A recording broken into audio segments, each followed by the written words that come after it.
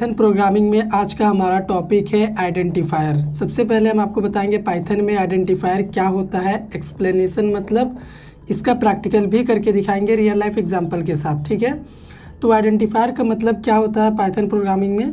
Identifier is nothing but name in Python programme. ठीक है, identifier कुछ नहीं बस नेम होता है पाइथन प्रोग्राम में। जैसे रियल लाइफ एग्जांपल यहीं पे मैं बता देता हूँ।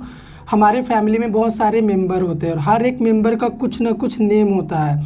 नेम हम क्यों रखते हैं? ताकि उस नेम से हम उन्हें आइडेंटिफाई कर सकें। जैसे मेरा नेम है अखिलेश, तो अखिलेश क्या है? मुझे आइडेंटिफाई करने का एक नेम है, तो ये अखिलेश ही आइडेंटिफायर है। ठीक उसी तरह पाइथन प्रोग्राम में भी हम नेम देते हैं कुछ, तो वो नेम हम क्या देते हैं? वो हो सकता है क्लास का नेम, फंक्शन का नेम, वेरिएबल का नेम, मॉड्यूल का नेम। तो ये जो नेम आप देख रहे हैं यही होता है आइडेंटिफायर। अगर मान लीजिए हम कोई क्लास बनाए हैं तो हम उसका एक नेम देते हैं ताकि उस नेम से हम उस क्लास को आइडेंटिफाई कर सकें। अगर कोई फंक्शन बनाए हैं तो फंक्शन का भी हम नेम प्रोवाइड करते हैं ताकि उस नेम से फंक्शन को कॉल कर सके, आइडेंटिफाई कर सके।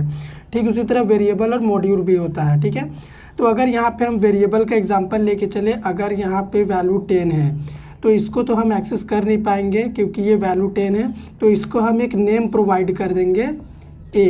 तो ये जो ए है ना, ये वेरिएबल का नेम है, यही है आइडेंटिफायर। इस ए के थ्रू इस 10 को हम एक्सेस कर सकते हैं। ठीक है, ऐसे ही मान के चलिए कि हम एक मेथड ले लेते हैं m1। ठीक है, ये फंक्शन हो गया। ठीक है, यहाँ पे कोड लिखा होगा। तो अगर इस फंक्शन को मुझे कॉल करना होगा तो इस m1 नेम से ही मैं इसे कॉल करूँगा। मैंने फंक्शन का ही नेम दे दिया m1। ठीक है, तो यही हो गया आइडेंटिफायर। अगर मान के चलो हम एक क्लास बनाते हैं, ठीक है, ये क्लास बन गया। हालांकि पाइथन में कार्ली ब्रैकेट की बॉडी नहीं होती है, पर फिर भी समझ लो यहाँ पे एग्जांपल के लिए बता रहे हैं हम।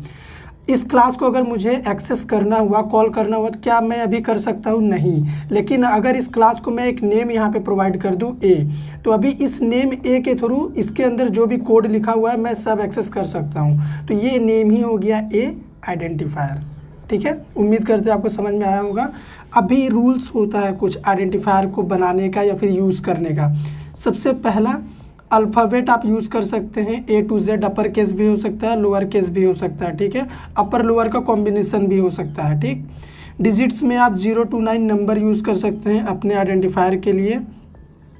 एक स्पेशल सिंबल आप यूज़ कर सकते हैं, उसको बोलते हैं अंडरस्कोर। ठीक है, इसके अलावा और कोई स्पेशल सिंबल आप यूज़ नहीं कर सकते पाइथन प्रोग्राम में आइडेंटिफायर के लिए। अभी देखो यहाँ पे should not be start with digit. आपका जो आइडेंटिफायर है ना वो डिजिट से स्टार्ट नहीं होना चाहिए। मतलब इसका मतलब क्या हुआ? अगर मान के चलो ये 9 हो गया, उसके बाद मैंने वेरिएबल का नेम दे दिया ए, 9a = 10, तो ये जो नंबर डिजिट है ना 9, ये स्टार्टिंग में नहीं हो सकता। ठीक है, ये गलत है। केस सेंसिटिव होता है पाइथन में आइडेंटिफायर। अगर मान के चलो हम फंक्शन का नाम m1 लिखे हैं तो इसको हम कैपिटल में एक्सेस नहीं कर सकते। ठीक है, केस सेंसिटिव इसी को बोलते हैं। जैसे आपने बनाया है वैसे ही आपको एक्सेस करना पड़ेगा। We can not use reserve word. हम कीवर्ड को यानी रिजर्व वर्ड जो होते हैं पाइथन में उनको आइडेंटिफायर के लिए यूज़ नहीं कर सकते। मतलब वेरिएबल नेम के लिए, फंक्शन नेम के लिए इस तरह से नहीं कर सकते। तो अभी चलो छोटा सा प्रैक्टिकल एग्जाम्पल भी हम देख लेते हैं आइडेंटिफायर का, जो अभी हमने डिस्कस किया है यहाँ पे। सबसे पहले हम क्या करते हैं, एक वैल्यू ले लेते हैं जैसे 10। ठीक है, 10 एक वैल्यू है। अब इसको एक्सेस करने के लिए हम क्या करेंगे, इसको एक नेम प्रोवाइड करेंगे, अल्टरनेट नेम देंगे उस नेम के थ्रू ताकि हम इसको एक्सेस कर पाएँ। तो यहाँ पे मान लो मैंने एक नेम लिया वैर। तो ये जो आप वैर देख पा रहे हैं ना, ये वेरिएबल का नेम है और इसी को बोलते हैं आइडेंटिफायर। हम इस वैर को क्यों बनाएं? ताकि इस वैर नेम के थ्रू हम इस वैल्यू 10 को एक्सेस कर सकें। जैसे अगर मैं अभी प्रिंट में यहाँ पे वैर लिख दूँ, ठीक है, अपने वेरिएबल का नेम यानी आइडेंटिफायर का नेम, और प्रोग्राम को रन कर दूँ तो उस नेम के थ्रू हम क्या कर सकते हैं, अपने वैल्यू को एक्सेस कर सकते हैं। देखो यहाँ पे 10 प्रिंट हो गया। अभी मैंने बोला था आइडेंटिफायर केस सेंसिटिव होता है। केस सेंसिटिव का मतलब क्या हुआ? अगर मैं एक और वेरिएबल बनाऊँ वैर और यहाँ पे 20 लिख दूँ, ठीक है, और अभी प्रिंट करते हैं वैर को ही, तो क्या आउटपुट आएगा? आउटपुट 10 ही आएगा। ठीक है, जबकि दोनों वेरिएबल का नेम है वैर, लेकिन इसका देखो वी कैप्स है। इसका मतलब ये अलग हुआ। इसको अगर 20 को एक्सेस करना हुआ मुझे, तो मुझे ये वैर को प्रिंट करना पड़ेगा।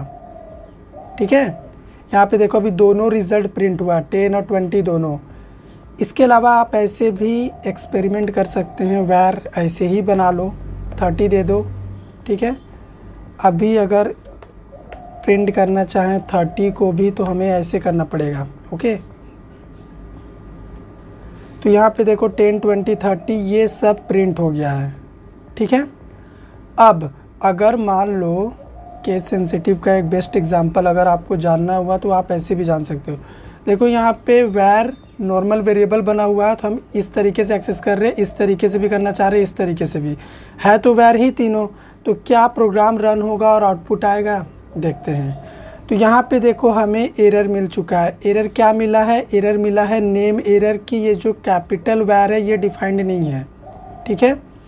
और इसके लिए भी एरर आया, 2 एरर आया, ओके। तो ये केस सेंसिटिव वेरिएबल, मतलब आप जैसे बनाएंगे आपको वैसे ही एक्सेस करना पड़ेगा। अगर इन 2 चीज़ को हम कमेंट कर दें और प्रोग्राम को रन करें तो अब कुछ एरर नहीं मिलेगा, अब रन हो जाएगा।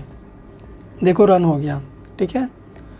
अभी चलो एक सिंपल सा हम प्रोग्राम आपको और बना के दिखाते हैं जिसमें हम फंक्शन और क्लास यूज़ करेंगे, ओके। इसको रहने देते हैं। यहाँ पे मान लो मैं एक क्लास बना रहा हूँ, क्लास बनाने के लिए क्लास कीवर्ड, ओके। उसके बाद क्लास का एक नेम प्रोवाइड करते हैं हम ए। अब एक फंक्शन बना रहे हैं, फंक्शन बनाने के लिए डिफ कीवर्ड यूज़ करते हैं हम, ठीक है। उसके बाद फंक्शन का नेम यहाँ पे m1 ही ले लेते हैं और यहाँ पे एक पैरामीटर होता है पाइथन में बाय डिफ़ॉल्ट सेल्फ, ठीक है। अब इसके अंदर हम कोड लिखते हैं। इसके अंदर हम प्रिंट में अगर लिखें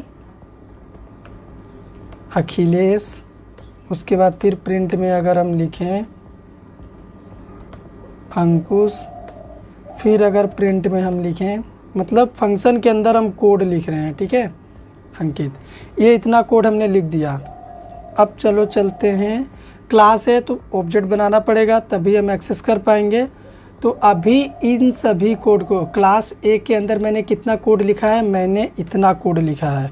तो इनको एक्सेस करने के लिए मुझे क्लास का नेम यूज़ करना पड़ेगा, ओके, तभी हम कर सकते हैं। तो क्लास का नेम है ए, ठीक है, और इसका एक हम ऑब्जेक्ट बनाएंगे। तो यहाँ पे ऑब्जेक्ट रेफरेंस का नेम दे देते हैं आर, ठीक है। अभी क्लास ए का ऑब्जेक्ट बन गया है आर। अब इस आर के थ्रू हम क्या कर सकते हैं, अपने मेथड यानी फंक्शन m1 को हम कॉल कर सकते हैं। कॉल हमने किया, इतना अगर हम प्रोग्राम सेव करें और रन करें तो यहाँ पे देखो 10 आउटपुट आया है हमारा वेरिएबल आइडेंटिफायर का। उसके बाद अखिलेश, अंकुश, अंकित ये भी प्रिंट हो गया।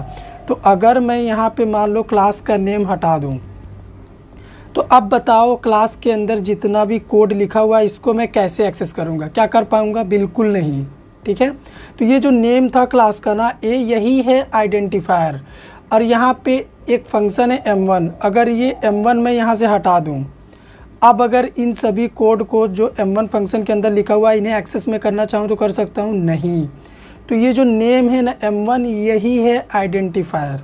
इस नेम के थ्रू हम इतना लाइन ऑफ कोड को आइडेंटिफाई कर रहे हैं कि आपको m1 के थ्रू एक्सेस किया जाएगा, ठीक है। और ये फंक्शन क्लास ए के अंदर है, यानी क्लास ए के ऑब्जेक्ट के थ्रू आपको एक्सेस कर सकते हैं हम, ठीक है। तो यही होता है आइडेंटिफायर पाइथन में।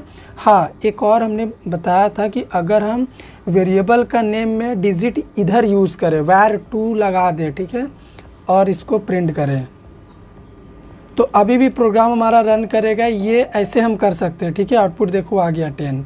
लेकिन अगर यही डिजिट हम आगे में लगा दें, स्टार्टिंग में toVar, और यहाँ पे प्रिंट करें हम toVar इस तरीके से, तो ये हम नहीं कर सकते पाइथन में। इसके लिए हमें एरर बोलेगा, syntax error, invalid decimal literal, मतलब आपने गलत लिखा है, ऐसे आप नहीं कर सकते, रूल्स को वायलेट कर रहे हो आप, ठीक है। अब एक स्पेशल सिंबल अंडरस्कोर भी हम यूज़ कर सकते हैं, ठीक है। जैसे यहाँ पे var a1 ऐसे अगर हम करें वेरिएबल का नेम अंडरस्कोर के बाद, तो ये हम कर सकते हैं, ठीक है।